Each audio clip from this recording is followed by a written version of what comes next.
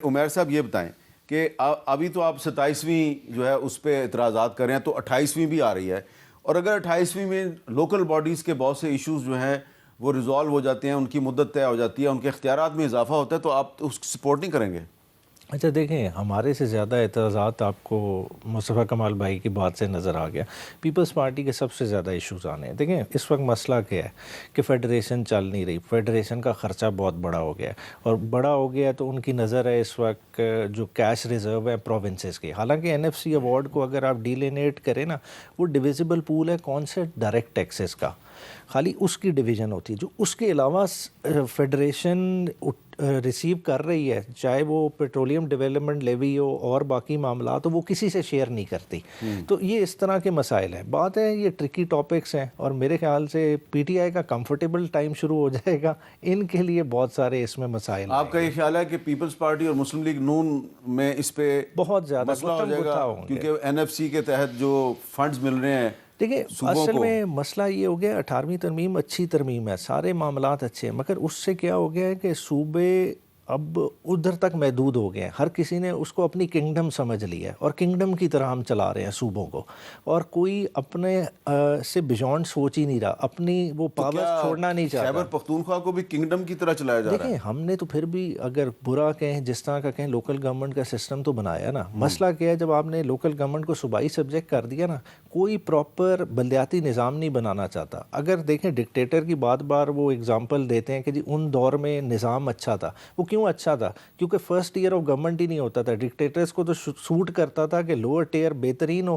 اور معاملات چلیں، نیچے لوگ پیسیفائی ہوں، درمیان میں نیشنل اسمبلی پروونشل اسمبلی تو ہے ہی نہیں۔ مگر اب مسئلہ یہ ہے کہ یہ بیلنس کسی وقت تو ریچ کرنا ہے نا، کس طرح سے کرنا ہے۔ اب یہ بات بالکل جس طرح سے کہہ رہے ہیں کہ اب ایک پروونشل سبجیکٹ ہو، کامران بھائی اس پہ بہتر لائٹ شیڈ کر سکتے ہیں، ایک ڈیوالٹ سبجیکٹ پہ اب کانسٹیٹیوشنل امینڈمنٹ لائیں، اس پہ صوبے اور طرح سے اس پہ نہیں تو کامران بھائی جو ہیں انہوں نے 26ویں ترمیم میں بڑا اہم کردار ادا کیا تھا، تو ان کی جماعت نے بھی بڑا اہم کردار ادا کیا تھا، تو کامران بھائی یہ جو 27ویں ترمیم ہے، اس کے بعد 26ویں ترمیم بچ گئی ہے یا وہ بھی ختم ہو گئی؟ اس کو تو ریورس کر دیا نا۔ یہ اس میں ایسا تھا، اس کے آپ کے پاس تو ہوگا، اس کا جو اوریجنل ڈرافٹ تھا 26th امینڈمنٹ کا، جو پرپوز ڈرافٹ تھا، اس میں 56 کلازز تھے، جس کے بارے میں مولانا فضل الرحمان نے کہا تھا کالا ناگ تھا وہ۔ جی ہاں، تو وہ 56 کلازز والا، اس میں ملٹری کورٹس بھی تھیں اور پتہ نہیں کیا کیا تھا، ہائی کورٹ کے اختیارات کم کرنا بھی تھا کہ سیکیورٹی ایشوز پہ ہائی کورٹ جو ہے نا وہ انٹرفیئر نہیں کر سکتی، ان سب کچھ نکلوایا تھا۔ اور اس میں یہ کانسٹیٹیوشنل کورٹ جو ہے، اس کا کانسیپٹ بھی نکالا تھا، کہا تھا کہ جی بینچز بنا لیں۔ وجہ اس کی یہ ہے کہ آپ سپریم کورٹ خود بذات خود کانسٹیٹیوشنل کورٹ ہے، اور اس کا اختیار آپ کم نہیں کر سکتے۔ اس کے اندر تو جو ہے نا ہو سکتا ہے کہ آپ کی ایکسپرٹی اور ہے، میری ایکسپرٹی اور ہے، یا صوبوں کا جو ہے نا اس میں شیئر ہو جائے۔ تو جس چیز کو ہم نے ٹھیک کروایا تھا، یا جو پولیٹیکل کمٹمنٹ تھی، وہ پولیٹیکل کمٹمنٹ یہاں پہ وائلیٹ ہوئی ہے، اور اس کو وائلیٹ کر کے انہوں نے سب کو ریورس کیا ہے، صرف اس لیے کہ اپنا فائدہ کس طرح سے چلے۔ اس کو جب ریورس کیا تو یہ 68 ایئرز جو ہے نا اس کے لیے انہوں نے ایج رکھ دی۔ یہ سپریم کورٹ کے ان ججوں کے لیے بھی جو ہے نا انسینٹیو ہوگا جو بیوے بچے بنیں گے، ٹھیک ہے نا جی، بیوے بچے جو کا مطلب ہے اچھے بچے، اچھے بچے، ہاں ٹھیک ہے نا جی، سب کے لیے نا، ہائی کورٹ کے لیے میں جو ججز بیٹھے ہیں وہ بھی جو اچھے لوگ ہوں گے، اچھے ججز ہوں گے گورنمنٹ کے نقطہ نظر سے، ان کو بھی 68 جو ہے نا نظر آئے گی۔ وہ 63 میں جا رہے ہیں یا 62 میں جا رہے ہیں، تو یہ 68 جو ہے وہ اس میں رہے گا۔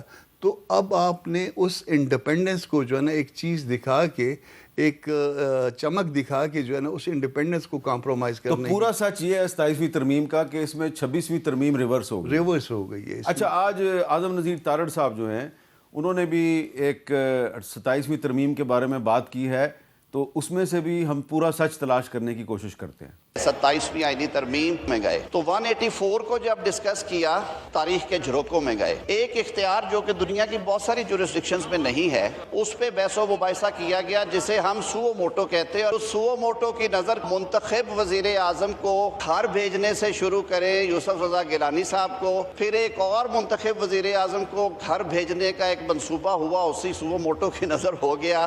تو جناب اسپیکر، جو سوو موٹو کا اختیار ہے آئینی عدالت کا، وہ ختم کیا گیا ہے۔ تو اعظم نذیر تارڑ صاحب نے ذکر کیا تاریخ کے جھروکوں کا ذکر کرنے کے بعد کہ ایک منتخب وزیر اعظم یوسف رضا گیلانی صاحب جو ہیں وہ سو موٹو اختیار کا شکار ہوئے، پھر ایک اور وزیر اعظم نواز شریف صاحب جو ہیں وہ سو موٹو کا شکار ہوئے. تو اب جو تاریخ کا جھروکا ہے اس میں پورا سچ کیا ہے یہ ذرا میں آپ کو اس لیے بتانا چاہتا ہوں کہ اعظم نذیر تارڑ صاحب جو ہیں وہ بہت ہی قابل احترام ہیں, ہمارے مہربان ہیں. انہوں نے یہ نہیں بتایا کہ یوسف رضا گیلانی صاحب کو ڈسکوالیفائی کرانے کی پٹیشن کس نے دائر کی تھی. جس نے پٹیشن دائر کی تھی, جب فیصلہ یوسف رضا گیلانی کے خلاف آ گیا تو پھر انہوں نے کیا کہا یوسف رضا گیلانی کو, ذرا سنیے.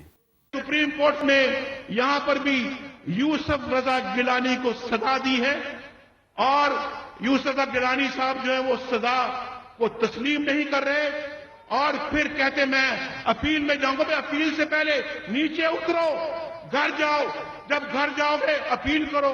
اگر اپیل میں تمہارے خلاف فیصلہ ہوتا ہے تو تم بالکل گھر جاؤ گے, نہیں ہوتا تو پھر تم واپس اپنے وزارت عظمیٰ کے منصب پہ آ جاؤ گے.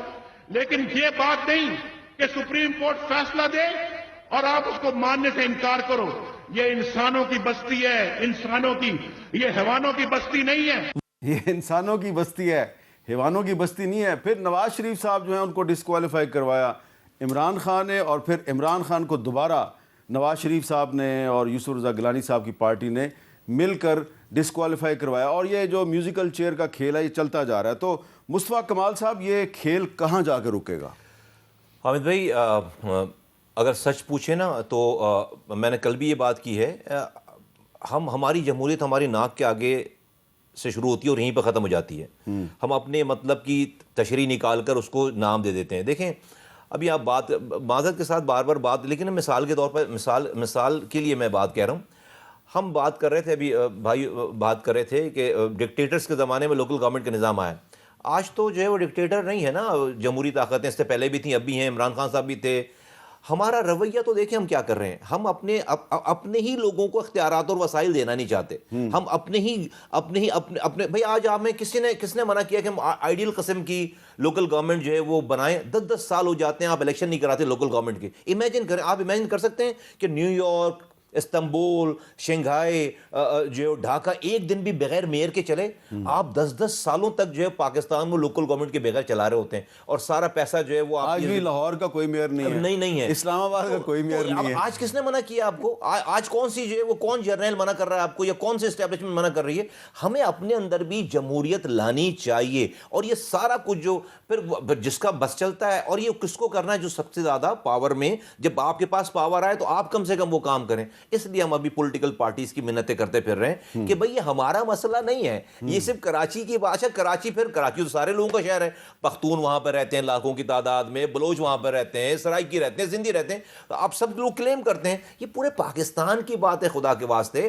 تو یہ ہمیں, میں سمجھتا ہوں کہ اب ہمیں اپنے رویوں کو, کیونکہ اب نہیں چل رہا جو ہنی مون ٹائم تھا نا آپ کا, آپ نے گزار لیا ہے. اب یہ پاکستان نہیں چل رہا, اس نظام کے تحت نہیں چل رہا.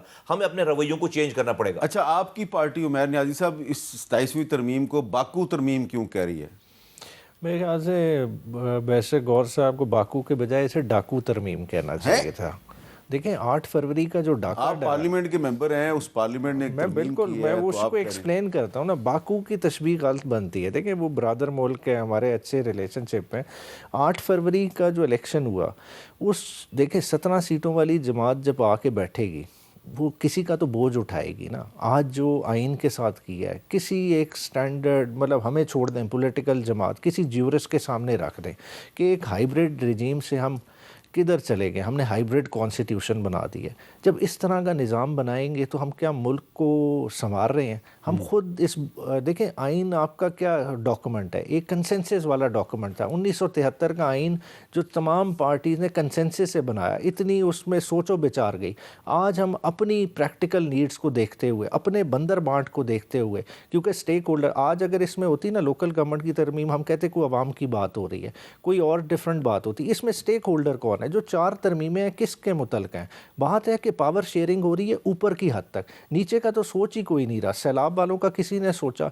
آج جو بچے مر رہے ہیں کسی نے سوچا ہے؟ ہمارے جو آؤٹ آف سکول چلڈرن ہیں ان کا کسی نے سوچا ہے؟ وہ نہیں سوچ رہے. ہم اپنے اقتدار کو طوالت دینے کے لیے اور عمران خان کو اقتدار سے باہر رکھنے کے لیے سب کچھ کر رہے ہیں.